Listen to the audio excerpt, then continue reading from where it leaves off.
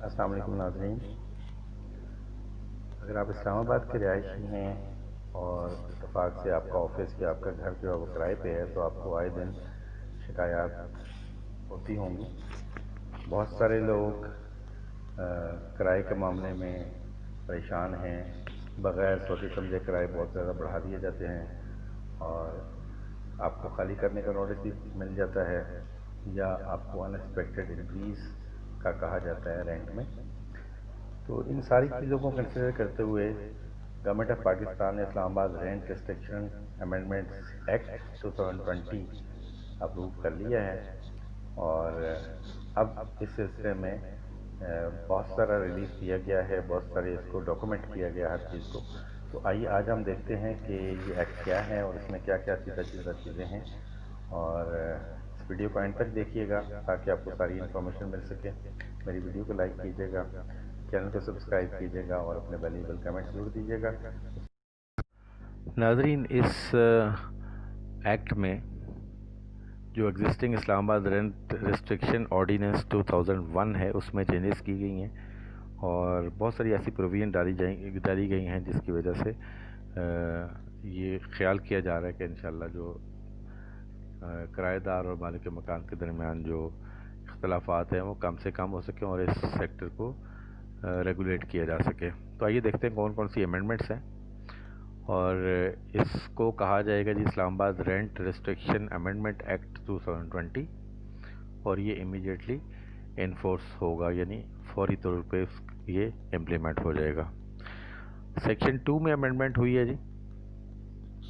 اور سیکشن 2 میں meditation council کی ڈیفینیشن دی گئی ہے اور اس میں کہا گیا ہے کہ میڈیشن کونسل کا مطلب ہے کہ جو میڈیشن کونسل اس ایکٹ کے تحت جو سیکشن 16A ہے آف دا آرڈیننس, جو رینٹ ریسٹرکشن آرڈیننس ہے اس کی سیکشن 16A کے تحت جو میڈیشن کونسل بنے گی اس کو میڈیشن کونسل کہا جائے گا.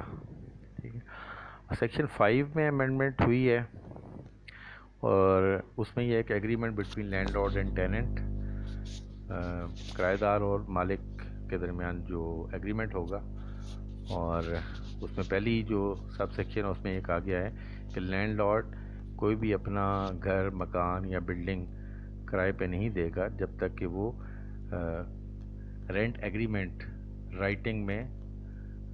کرایہ دار اور مالک کے درمیان سائن نہیں ہوگا, اس وقت تک وہ رینٹ آؤٹ نہیں کر سکتا. سب سیکشن 2 اس کی جو وہ کہتی ہے کہ لینڈ لارڈ جو ہے وہ ٹیننسی ایگریمنٹ, اس کو رینٹ ایگریمنٹ یا ٹیننسی ایگریمنٹ کہتے ہیں, وہ کنٹرولر کے پاس 30 دنوں کے اندر اندر جمع کروائے گا. جس دن سائن ہوا اس کے 30 دنوں کے اندر اندر وہ کنٹرولر جو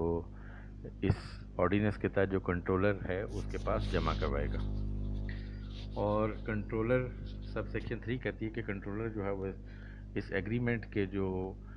پارٹیکولرز ہیں, جو ٹرمز اینڈ کنڈیشنز ہیں, وہ ایک رجسٹر میں لکھے گا, اپنی سیل لگائے گا یعنی مہر لگائے گا اور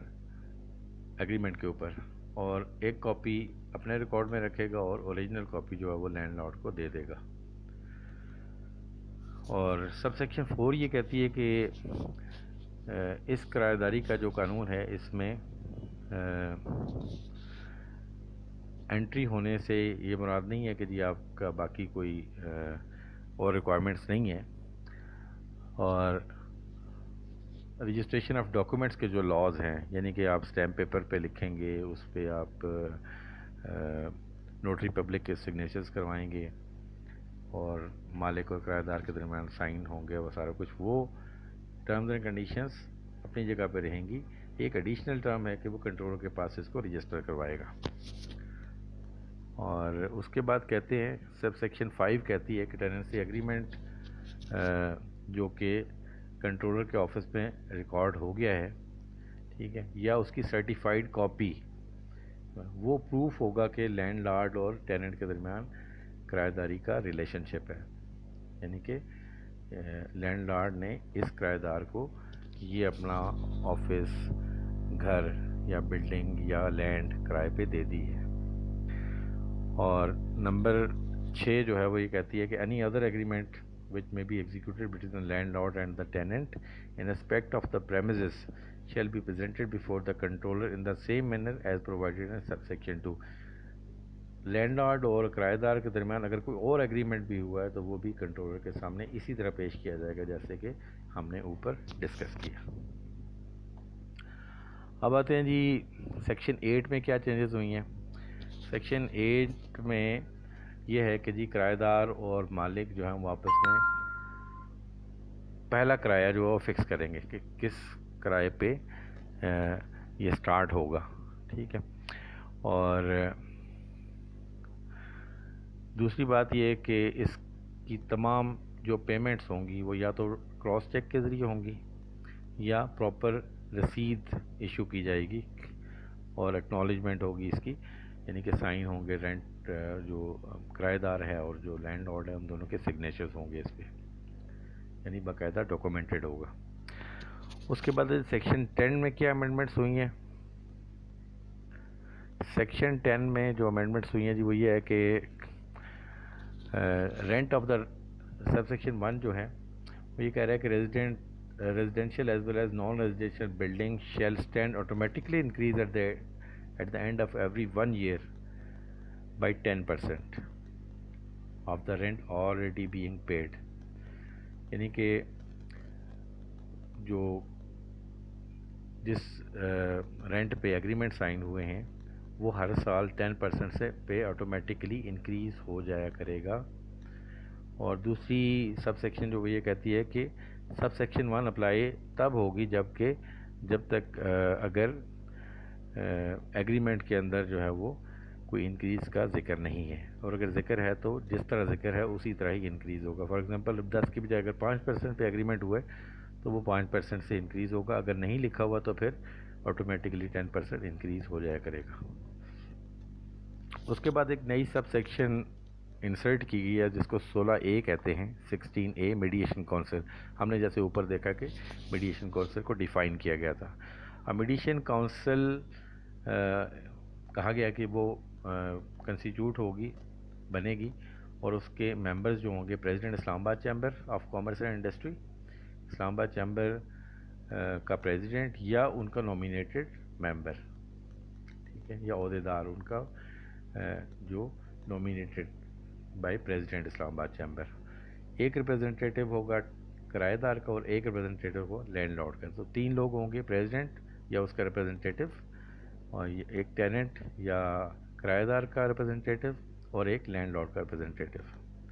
तो इसकी जो कन्वीनरशिप होगी, यानी जो इसको चेयर करेगा वो प्रेसिडेंट होगा या उसका रिप्रेजेंटेटिव होगा। और सब सेक्शन 2 कहती है कि लैंडलॉर्ड और किराएदार के दरमियान अगर किसी किस्म का कोई डिस्प्यूट है जो किराए के बारे में हो सकता है या गुडविल के बारे में, जो इस काउंसिल को रेफ़र किया जाएगा। अगर कोई डिस्प्यूट है तो वो डिस्प्यूट इस काउंसिल को, मीडिएशन काउंसिल को रेफ़र किया जाएगा। और इसकी जो पहली हियरिंग होगी, यानी इसका पहले नोटिस इशू होगा, समन होगा उसका, और उसके बाद फर्स्ट हियरिंग होगी। The controller shall refer the matter to the convener for mediation, यानी पहले लोग अप्लाई करेंगे जो भी जिनके दरमियान डिस्प्यूट है वो कंट्रोलर को रेफ़र करेंगे, और कंट्रोलर ये रेफ़र कर देगा मीडिएशन काउंसिल का जो कन्वीनर है यानी चैम्बर का प्रेसिडेंट या उसका रिप्रेजेंटेटिव, उसको भेज देगा कि इसकी हियरिंग करें। और उसके 7 दिन के अंदर जो है वो टेनेंट और जो मालिक हैं वो दोनों प्रेजेंट होंगे इस काउंसिल के सामने।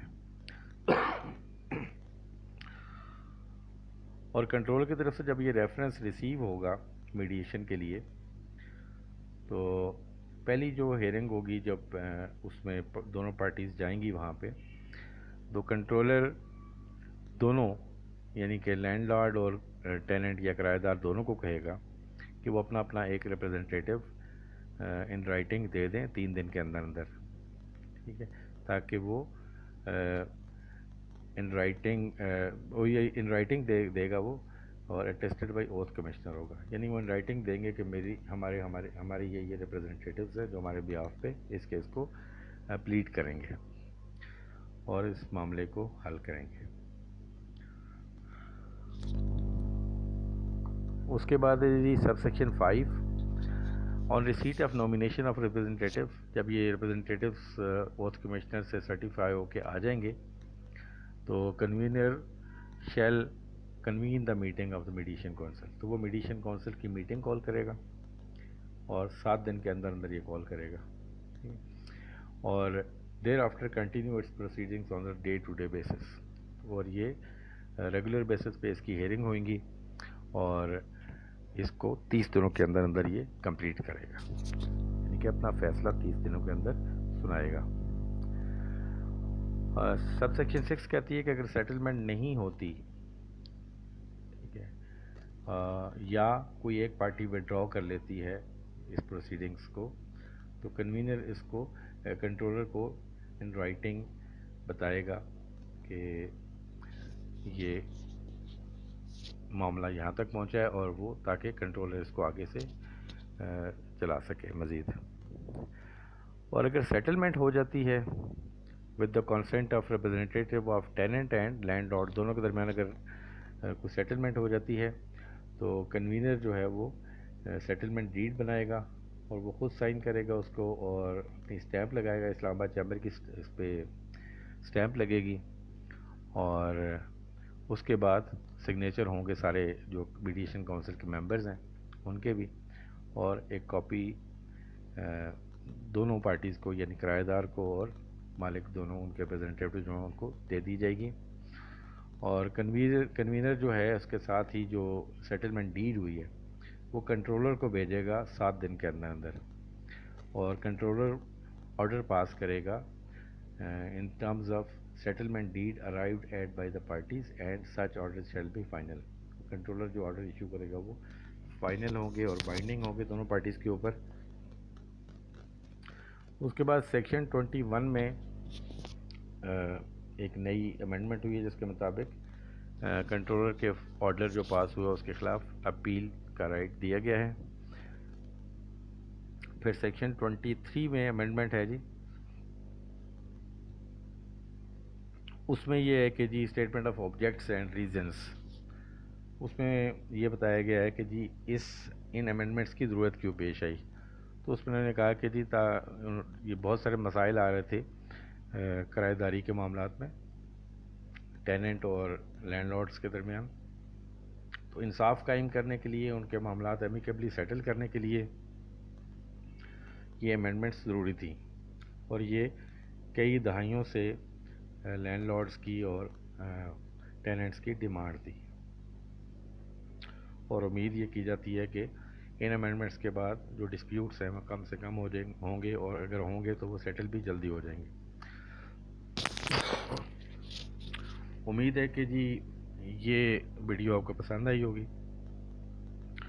और आपको इन्फॉर्मेशन मिली होगी कि नए किराएदारी के कवानीन में जो तब्दीलियाँ आई हैं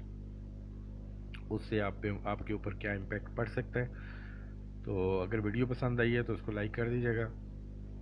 अपने कमेंट्स दीजिएगा और मेरे चैनल को सब्सक्राइब कीजिएगा और बेल आइकन को भी प्रेस कर दें ताकि आपको मेरी अपडेट्स मिलती रहें। इजाज़त दीजिएगा जी, अल्लाह हाफ़िज़।